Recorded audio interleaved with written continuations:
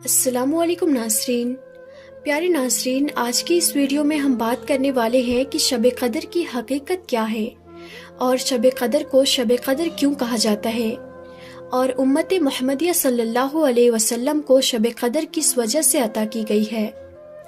इस शब में आसमानों से फरिश्ते क्यों नाजिल होते हैं और अल्लाह तबारक व तआला ने शब कदर को हमसे मख्फी क्यों रखा है और इस्लाम में शब कदर की क्या अहमियत है और शब कदर रमज़ान की किस तारीख को आती है और हम एक मुसलमान होने के नाते हमें शब कदर को किस तरह गुजारना चाहिए। प्यारे नाज़रीन, इन तमाम सवालात के जवाबात हम आपको कुरान और हदीस की रोशनी में देंगे। लिहाजा हमारी आपसे ये गुजारिश है कि हमारी इस वीडियो को आखिर तक ज़रूर देखिएगा ताकि आप शब कदर के तमाम फ़ज़ाइल व बरक़ात को हासिल कर सकें। प्यारे नाज़रीन, शब कदर की एक बड़ी फजीलत ये है कि इसके मुतालिक कुरान करीम में पूरी सूरत नाजिल हुई है जिसका नाम सूरतुल कद्र है। अल्लाह तबारक व तआला कुरान पाक में यूँ इरशाद फरमाता है, तर्जुमाए कंजुल ईमान, बेशक हमने इसे यानी कि कुरान को शब कदर में उतारा और तुमने क्या जाना क्या है शब कदर। शब कदर 1000 महीनों से बेहतर है। इसमें फरिश्ते और जिब्राइल अलैहिस्सलाम उतरते हैं अपने रब के हुक्म से हर काम के लिए और सलामती है सुबह चमकने तक। प्यारे नाज़रीन, इस सूरत से मालूम हुआ कि शब कदर ऐसी बाबरकत और असमत व बुजुर्गी वाली रात है जो 1000 महीनों से बेहतर है। इसी रात में कुरान हकीम लोहे महफूज से आसमानी दुनिया पर नाजिल हुआ। इसी रात में फरिश्ते और जिब्राइल अलैहिस्सलाम ज़मीन पर उतरते हैं।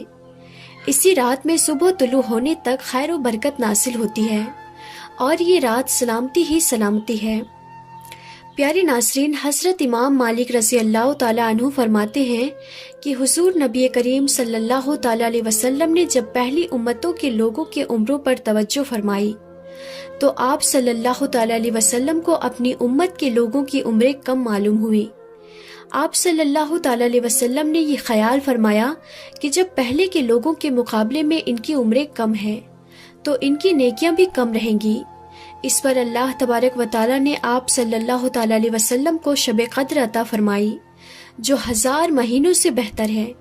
और हज़रत मुजाहिद रज़ी अल्लाह ताला अन्हु फरमाते हैं कि नबी करीम सल्लल्लाहु ताला अलैहि वसल्लम ने बनी इसराइल के एक नेक शख्स का जिक्र फरमाया जिसने 1000 माह तक राह खुदा में जिहाद के लिए हथियार उठाए रखे।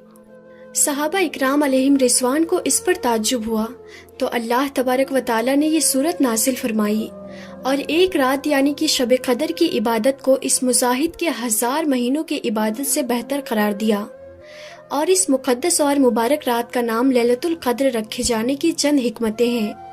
उलमाए इकराम फरमाते हैं कि कदर के एक माना मर्तबे के हैं। इस बिना पर ये कहा जा सकता है कि इस रात की असमत व बुजुर्गी और आला मर्तबे की वजह से इसका नाम लैलतुल कद्र यानी कि मर्तबे वाली रात रखा गया है।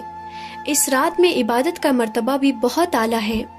जो कोई इस रात में इबादत करता है वो बारगाह इलाही में कद्र व मंजिलत वाला हो जाता है। और इस रात की इबादत का मर्तबा ये है कि वो 1000 महीनों से बेहतर है और कदर के एक माना तकदीर के भी है। और चूंकि इस रात में बंदों को तकदीर का वो हिस्सा जो इस रमजान से अगले रमजान तक पेश आने वाला होता है वो मुताल्लिका फरिश्तों को सौंप दिया जाता है, इसलिए भी इस रात को शब कदर कहते हैं। और हुजूर नबी करीम सल्लल्लाहु ताला अलैहि वसल्लम ने इरशाद फरमाया, जब शब कदर होती है तो हज़रत जिब्राइल अलैहिस्सलाम फरिश्तों के झुरमुट में जमीन पर उतरते हैं और उस शख्स के लिए दुआए रहमत करते हैं जो खड़ा या बैठा हो अल्लाह तबारक व तआला की इबादत कर रहा होता है। और एक रिवायत में है कि हज़रत जिब्राइल अलैहिस्सलाम और फरिश्ते इस शब में इबादत करने वालों से मुसाफा करते हैं और इनकी दुआओं पर आमीन कहते हैं यहाँ तक कि सुबह हो जाती है। उलमाए इकराम फरमाते हैं कि शब कदर में इबादत करने वालों से हज़रत जिब्राइल अलैहिस्सलाम और फरिश्ते सलाम व मुसाफा करते हैं तो इसकी निशानी ये होती है कि बदन के रोंगटे खड़े हो जाते हैं, दिल खशियत इलाही से लरसने लगता है और इस पर रिक्कत तारी हो जाती है और आंखों से आंसू जारी हो जाते हैं।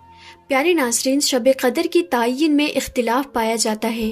بعض کہتے ہیں کہ شب قدر سال بھر میں کسی بھی وقت آ سکتی ہے، اور بعض کہتے ہیں کہ شب قدر رمضان کے آخری عشرے کی طاق راتوں یعنی کہ 21، 23، 25، 27 اور 29 کی رات میں ہوتی ہے۔ بہرحال پیارے ناظرین، کثیر علماء کے نزدیک 27ویں شب قدر ہے۔ حضرت امام اعظم ابو حنیفہ رضی اللہ تعالیٰ عنہ سے یہی مروی ہے، اور حضرت امیر معاویہ رضی اللہ تعالیٰ عنہ سے روایت ہے کہ آقا و مولا صلی اللہ تعالیٰ علیہ وسلم نے ارشاد فرمایا، شب قدر رمضان کے 27ویں شب ہے۔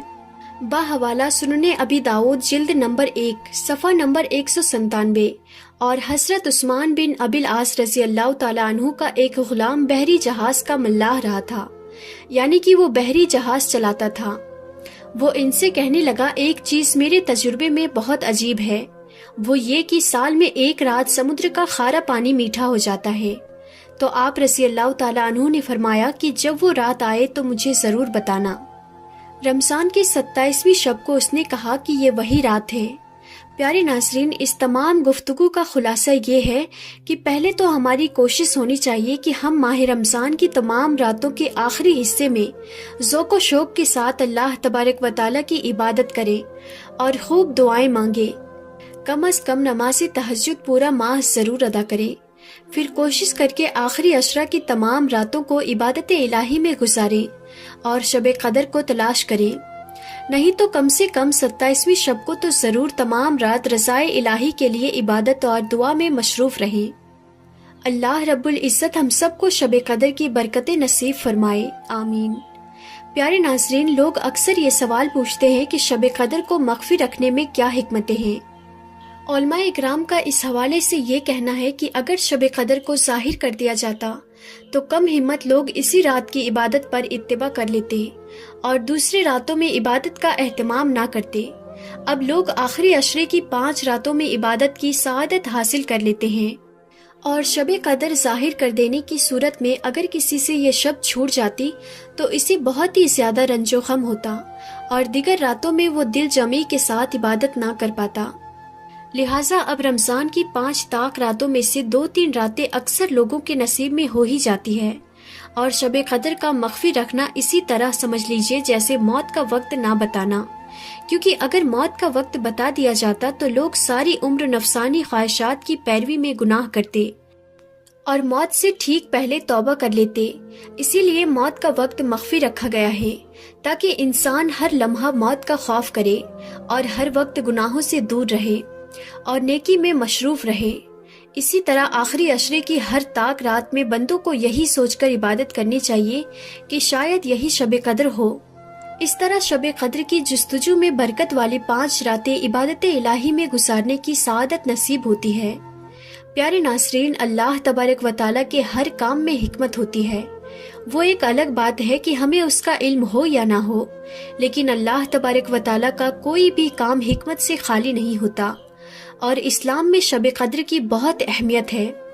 حضور نبی کریم صلی اللہ تعالیٰ علیہ وسلم ارشاد فرماتے ہیں، ماہ رمضان میں ایک رات ایسی ہے جو 1000 مہینوں سے افضل ہے۔ جو اس رات سے محروم رہا وہ ساری خیر سے محروم رہا ہے۔ اور حضور نبی کریم صلی اللہ تعالیٰ علیہ وسلم نے ارشاد فرمایا، جو شب قدر میں ایمان و اخلاص کے ساتھ عبادت کرتا ہے اس کے تمام پچھلے گناہ بخش دیے جاتے ہیں۔ بحوالہ بخاری مسلم اور مشکات شریف۔